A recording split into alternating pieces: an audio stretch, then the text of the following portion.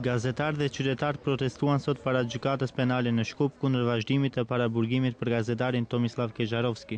Këshilli iniciues për lirimin e gazetarit Kezarovski kërkoi vendosjen në liri sa më shpejt të gazetarit, të cilit një ditë më parë i u vazhdua masa arrestit me 30 ditë të tjera. Protesta filloi me 1 minutë heshtje për vdekjen e lirisë së mediave në Maqedoni, siç u quajt nga gazetarët. Sipas gazetarëve, rasti i Kezarovskit është shembull për përpjekjen e pushtetit për frikësim të gazetarëve.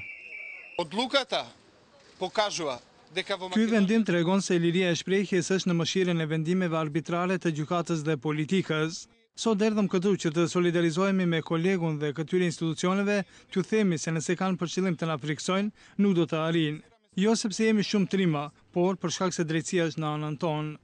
Ndërkaq Zoran Dimitrovski, redaktori i gazetës Nova Makedonia, ku edhe punon te Kezarovski, kërkoi nga kolegu i tij që të ndërpresë grevën e urisë në paraburgim dhe të mos e lëndoj veten, duke qenë se asnjë protestë demokratike nuk ndikon në ndërgjegjen e pushtetit të sotëm. Dimitrovski alarmoi për gjendje të rëndë të Kezarovskit në ditën e 4 të grevës së urisë. Për shkak se gjendja e tij fizike dhe psikike po përkeqësohet, ai po humb kilogram, po ndihet keq, është vazhdimisht në mbikëqyrje mjekësore. Në emër të kishillit iniciator, apeloj që ai të ndërpres grevën e urisë sepse me rëndësi është shëndeti i tij, jeta e tij dhe mirëqenia e familjes së tij. Kundër zgjatjes së masës së paraburgimit për Kezarovskin sot reagoi edhe përfaqësuesja e OSBE-s për lirinë e mediave Dunja Mijatović dhe zyra e Bashkimit Evropian në Shkup. Është e papranueshme që një gazetar të jetë në qeli për shkak të informimeve të tij. Unë tashmë kam ndërhyrë për këtë rast 2 herë gjatë muajit të kaluar. Sot jam veçanërisht e alarmuar për shkak të zgjatjes së paraburgimit edhe për 30 ditë.